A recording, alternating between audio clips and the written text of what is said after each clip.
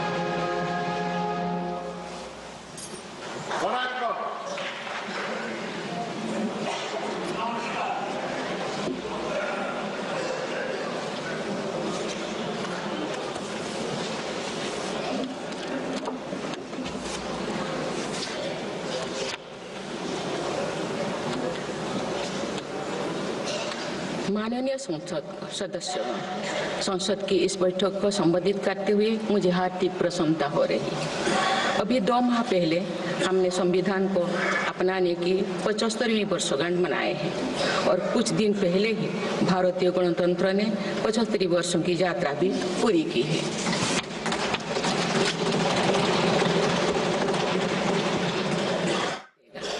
मैं सभी देशवासियों की तरफ से बाबा साहेब आम्बेडकर समेत सभी संविधान निर्माताओं को नमन करती हूँ। माननीय सदस्यगण, इस समय देश में महाकुंभ का ऐतिहासिक पर्व भी चल रहा है। महाकुंभ भारत की सांस्कृतिक परंपरा का, भारत की सामाजिक चेतना का पर्व है।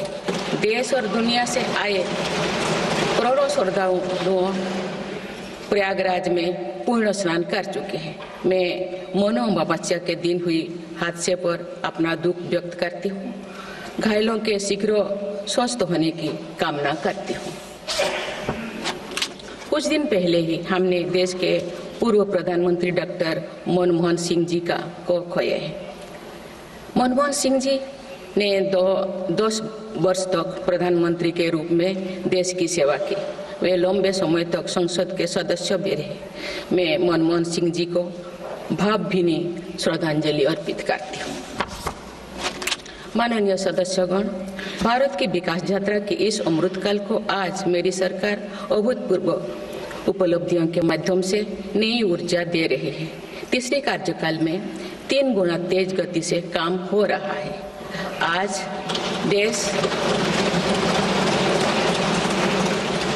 देश बड़े निर्णयों और नीतियों को असाधारण गति से लागू होते देख रहा है और इन निर्णयों में देश की गरीब, मध्यम वर्ग, युवा, महिलाओं, किसानों को सर्वोच्च प्राथमिकता मिली। मेरी सरकार ने तीसरे कार्यकाल में सभी के लिए आवास के उद्देश्य की पूर्ति के लिए ठोस कदम उठाए हैं। प्रधानमंत्री आवास योजना का विस्तार करते हुए 3 करोड़ अतिरिक्त परिवारों को नए घर देने का निर्णय लिया गया है। इसके लिए 5,36,000 करोड़ रुपया खर्च किए जाने की योजना है। मेरी सरकार गांव में गरीबों की उनकी आवासीय भूमि का हक देने और वित्तीय समावेशन के लिए प्रतिबद्ध है। इस दिशा में स्वामित्व योजना के अंतर्गत अब तक 2 करोड़ 25 लाख स्वामित्व कार्ड जारी किए गए। से करीब 70 लाख स्वामित्व कार्ड पिछले 6 महीने से जारी किए। पीएम किसान सम्मान निधि के तहत करोड़ों किसानों को पिछले महीने में 41,000 करोड़ रुपया की राशि का भुगतान हुआ है। जनजातीय समाज के 5 करोड़ लोगों के लिए धरती व जनजातीय ग्राम उत्कर्ष अभियान प्रारंभ हुआ है। इसके लिए 80,000 करोड़ रुपए का प्रावधान किया गया है। आयुष्मान भारत योजना के अंतर्गत 70 वर्षों और उससे अधिक उम्र के 6 करोड़ वरिष्ठ नागरिकों को स्वास्थ्य बीमा देने का फैसला हुआ है। इन्हें हर वर्ष 5 लाख रुपए का हेल्थ कवर मिलेगा।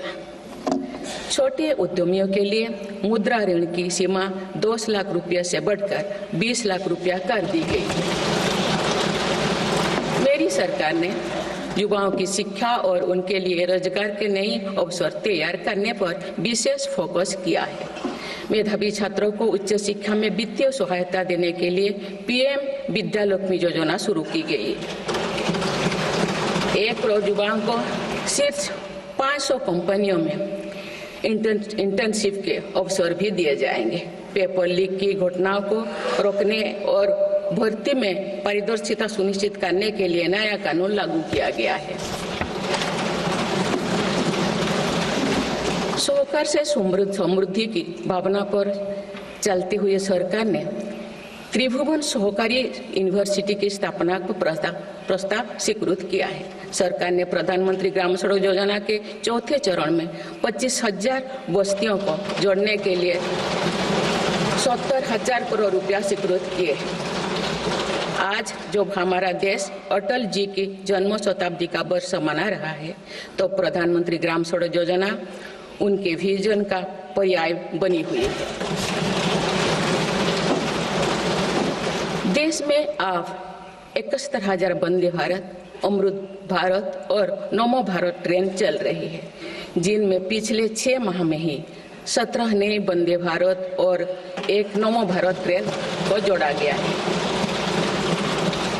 वन नेशन वन इलेक्शन और वक्फ अधिनियम संशोधन जैसे कई महत्वपूर्ण विषय पर भी सरकार ने तेज गति से कदम आगे बढ़ाए।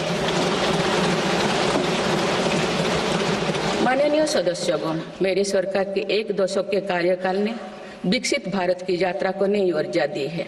विकसित भारत के विजन में जन भागीदारी का सामूहिक सामर्थ्य है, देश की आर्थिक उन्नति का रोड मैप है, डिजिटल क्रांति के रूप में टेक्नोलॉजी की ताकत है और आधुनिक इंफ्रास्ट्रक्चर आधार भी है।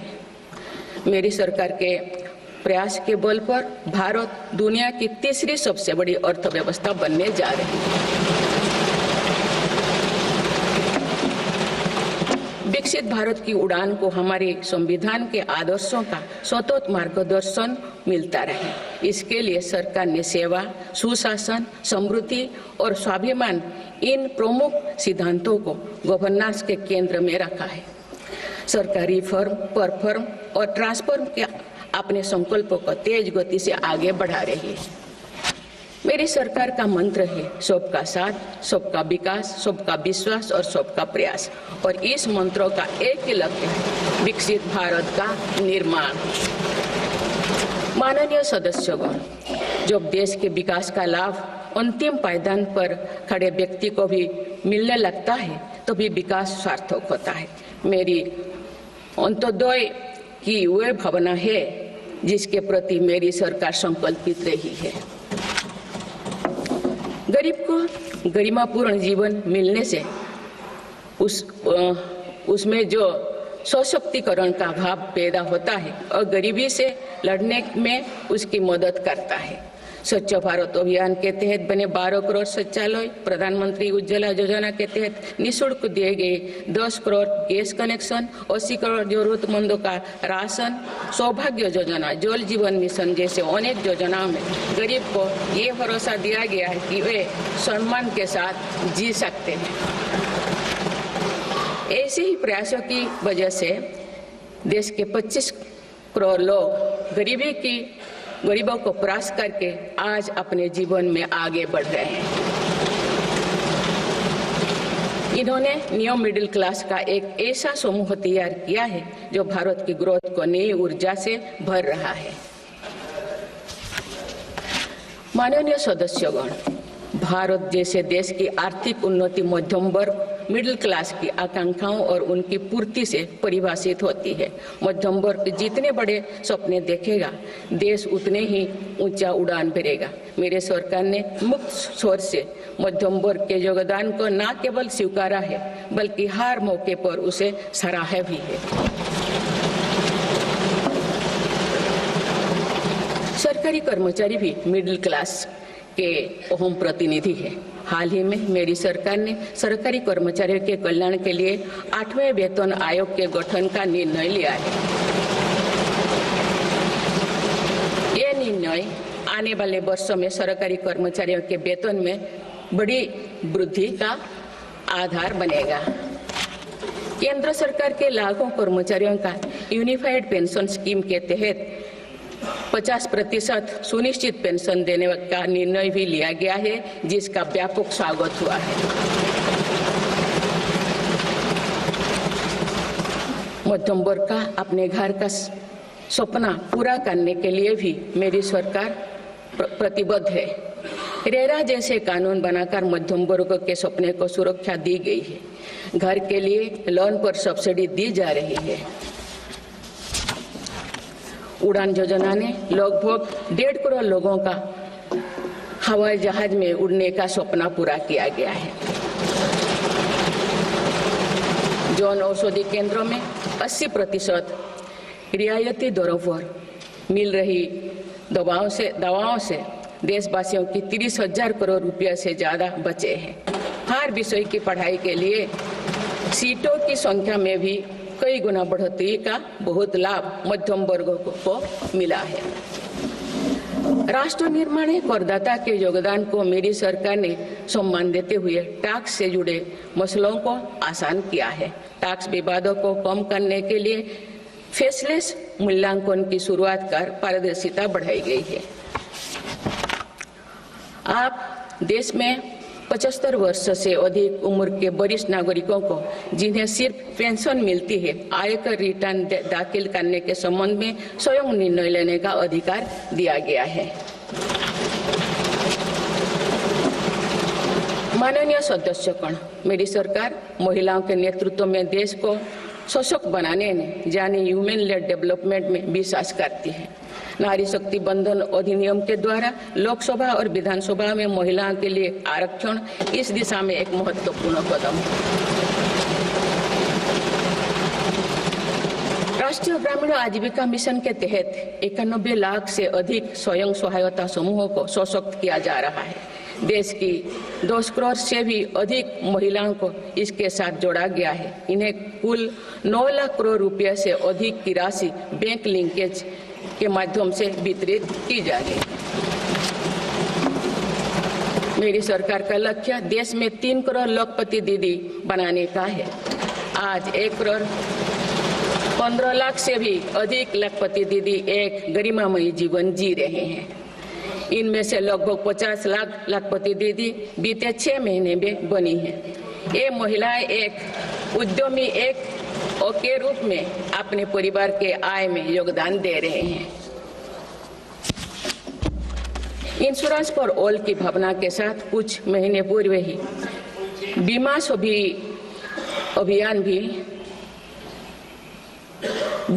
अभियान भी शुरू किया गया है। हमारे बैंकिंग और डिजी पेमेंट्स सखियां दूर दराज के इलाकों में लोगों को वित्तीय व्यवस्था से जुड़ने में महत्वपूर्ण भूमिका निभा रहे हैं। कृषि सखियां नेचुरल फार्मिंग के बढ़ावा दे रही हैं और पशु सखियां ने के माध्यम से हमारा पशुधन मजबूत हो रहे हैं। ड्रोन दीदी योजना महिलाओं के आर्थिक और तकनीकी सशक्तिकरण का माध्यम बने हैं। ये इस संसद के लिए गौरव का विषय है कि बड़ी संख्या में भारत की बेटियां लड़ाकू विमान उड़ा रही हैं, पुलिस में भर्ती हो रही हैं और कॉरपोरेट कंपनियों का नेतृत्व भी कर रहे हैं। मेरी सरकार के निर्णय के बाद बालिकाओं की भर्ती राष्ट्रीय मिलिट्री स्कूलों में प्रारंभ हो गई है। नेशनल डिफेंस एकेडमी में भी महिला कैडेट्स को भर्ती शुरू की गई है। हमारी बेटियां आज ओलंपिक में मेडल लाकर देश को भी गौरवान्वित कर रही हैं। मैं भारत की संसद के माध्यम से देश की नारी शक्ति को विशेष बधाई देती हूँ। माननीय सदस्यगण, पिछले एक दशक में देश के हर बड़े प्रयास का दायित्व आगे बढ़कर भारत के युवाओं को उठाना पड़ा है। आज हमारा युवा स्टार्टअप स्पोर्ट्स से लेकर स्पेस तक हर फील्ड में देश का नाम रोशन कर रहे हैं। माय भारत पोर्टल के जरिए लाखों युवा राष्ट्र निर्माण के कार्य से जुड़ रहे हैं। पिछले एक दशक में मेक इन इंडिया, आत्मनिर्भर Bharat, startup India, stand up India और डिजिटल इंडिया जैसी पहल ने युवाओं को रोजगार के अनेक अवसर प्रदान किए हैं। पिछले 2 वर्षों में सरकार ने रिकॉर्ड संख्या में 2 लाख स्थायी सरकारी नौकरियां प्रदान की गई। मेरी सरकार ने युवाओं के बेहतर कौशल और नई अवसरों के सृजन के लिए 2 लाख करोड़ रुपया का पैकेज स्वीकृत किया है। 1 करोड़ युवाओं के लिए इंटर्नशिप की व्यवस्था से युवाओं को ग्राउंड पर काम करने का अनुभव प्राप्त होगा। आज देश में 1.5 लाख से अधिक स्टार्टअप है जो इनोवेशन के स्तंभ के रूप में उभर रहे हैं। 1000 करोड़ रुपया की लागत से स्पेस सेक्टर में वेंचर कैपिटल फंड की शुरुआत की गई है। US world future skill index 2025 में भारत विश्व में दूसरे नंबर पर पहुंच गया है, यानी फ्यूचर ऑफ वर्क श्रेणी में एआई और डिजिटल टेक्नोलॉजी अपनाने में भारत दुनिया को रास्ता दिखा रहा है। ग्लोबल इनोवेशन इंडेक्स में भी भारत की रैंकिंग 76 से सुधरकर 39 हो गए हैं। माननीय सदस्यगण, मेरी सरकार राष्ट्रीय शिक्षा नीति के माध्यम से विद्यार्थियों के लिए आधुनिक शिक्षा व्यवस्था तैयार कर रही है। कोई भी शिक्षा से वंचित ना रहे, इसीलिए मातृभाषा में शिक्षा के अवसर दिए जा रहे हैं।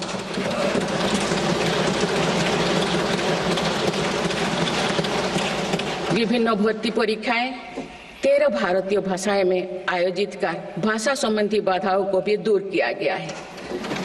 बच्चों में इनोवेशन को बढ़ावा देने के लिए 10,000 से अधिक स्कूलों में अटल टिंकरिंग लैब्स खोली गई है। ईज ऑफ डूइंग रिसर्च के लिए हाल ही में 1 नेशन 1 सब्सक्रिप्शन स्कीम लागू कर दिया है। इससे अंतर्राष्ट्रीय शोध की सामग्री निःशुल्क उपलब्ध हो सकेगी। पिछले एक दशक में उच्च शिक्षण संस्थाओं की संख्या बढ़ी है। इनकी गुणवत्ता में भी व्यापक सुधार हुआ है। यूएस विश्व यूनिवर्सिटी एशिया रैंकिंग में हमारे 163 विश्वविद्यालय शामिल हुई है। नालंदा विश्वविद्यालय के नए कैंपस का शुभारंभ कर शिक्षा में भारत का पुराना गौरव वापस लाया गया है। वो दिन भी दूर नहीं जो भारत में निर्मित गगनयान में एक भारतीय नागरिक अंतरिक्ष में जाएगा। कुछ दिन पहले स्पेस डॉकिंग में सफलता ने भारत के अपने स्पेस स्टेशन का मार्ग और आसान कर दिया गया। कुछ दिन पहले इसरो ने अपना 100वां लॉन्च करते हुए सैटेलाइट के सफलतापूर्वक स्थापित किए। मैं इस उपलब्धि के लिए भी इसरो को और सभी देशवासियों को बधाई देती हूँ। माननीय सदस्यगण, मेरी सरकार ने देश में विश्व स्तरीय स्पोर्ट्स वातावरण बनाने की दिशा में खोले खेलो India scheme, target Olympic podium scheme यानी स्टॉप्स राष्ट्रीय स्पोर्ट्स यूनिवर्सिटी स्थापित करके देश को आगे कदम बढ़ाए हैं। दिव्यांग के लिए ग्वालियर में विशेष खेल केंद्र खोला गया है। भारत की टीमों में चाहे ओलंपिक हो या फिर पैरालंपिक, हर जगह बेहतरीन प्रदर्शन किया गया है। हाल ही में विश्व शतरंज चैंपियनशिप में भी भारत ने अपना परचम लहराया। फिट इंडिया मूवमेंट चलाकर हम सशक्त युवा शक्ति का निर्माण कर रहे हैं।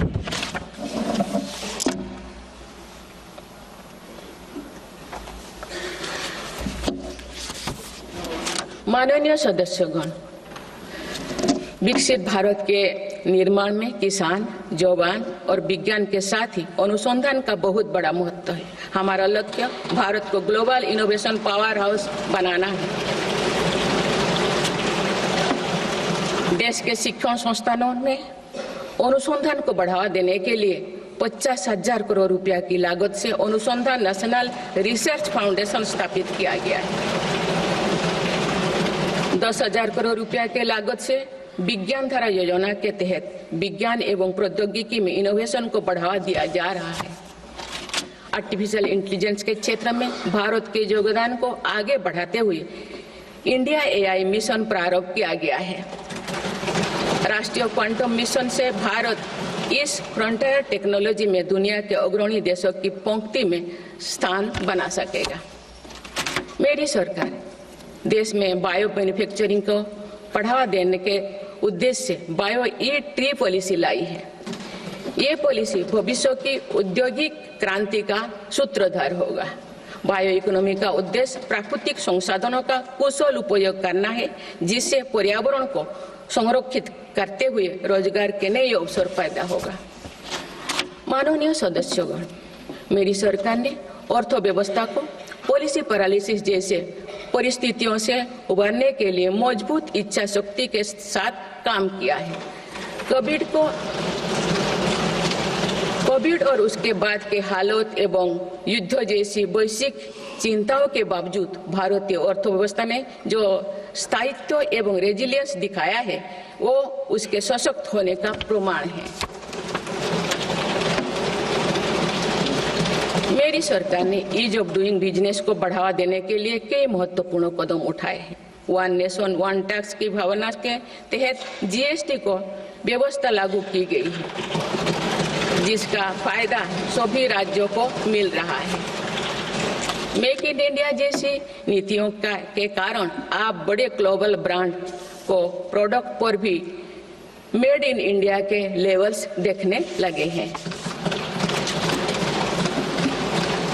माननीय सदस्यगण, भारत के छोटे व्यापारी गांव से लेकर शहरों तक हर जगह आर्थिक प्रगति को गति देते हैं। मेरी सरकार छोटे उद्यमियों को अर्थव्यवस्था की रीढ़ मानते हुए उन्हें स्वरोजगार के नए अवसर दे रही है।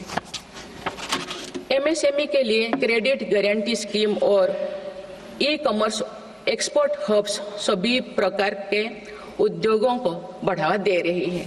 तीसरी कार्यकाल में मेरी सरकार द्वारा मुद्रा ऋण की सीमा को 10 लाख रुपया से बढ़ाकर 20 लाख रुपया करने का लाभ करोड़ों छोटे उद्यमियों को हुआ। मेरी सरकार ने क्रेडिट एक्सेस को आसान बनाया है। इससे वित्तीय सेवाओं की लोकतांत्रिक बनाया जा सका है। आज लोन, क्रेडिट कार्ड, बीमा जैसे प्रोडक्ट सबके लिए आसानी से सुलभ हो रही है। दशकों तो हमारे देश के रेहड़ी फैक्ट्री पर दुकान लगाकर आजीविका चलाने वाले भाई बहन बैंकिंग व्यवस्था से बाहर रहे। आज उन्हें PM स्वनिधि योजना का लाभ मिल रहा है। डिजिटल ट्रांजैक्शन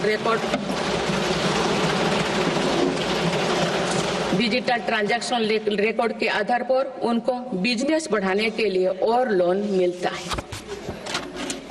ONDC की व्यवस्था ने डिजिटल कॉमर्स यानी ऑनलाइन शॉपिंग की व्यवस्था को समावेशी बनाया है। आज देश में छोटे बिजनेस को भी आगे बढ़ाने का समान अवसर मिल रहा है। माननीय सदस्यगण, मेरी सरकार ने 10 वर्षों में प्रगति के जो नए अध्याय लिखे हैं, उनमें से एक स्वर्णिम सोपान भारत को डिजिटल क्रांति का भी है।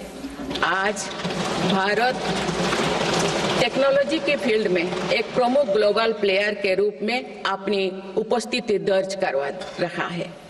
दुनिया के बड़े देशों के साथ ही भारत में 5G सर्विसेज की शुरुआत इसका एक बड़ा उदाहरण है। भारत की यूपीआई टेक्नोलॉजी की सफलता से दुनिया के कई विकसित देश भी प्रभावित हैं। आज 50% से ज्यादा real time digital transaction Bharat में हो रहा है। मेरी सरकार ने डिजिटल टेक्नोलॉजी को सामाजिक न्याय और समानता के एक टूल के तौर पर इस्तेमाल किया है। डिजिटल पेमेंट कुछ लोगों या कुछ वर्गों तक सीमित नहीं है। भारत में छोटे से छोटा दुकानदार भी इस सुविधा का लाभ उठा रहे हैं।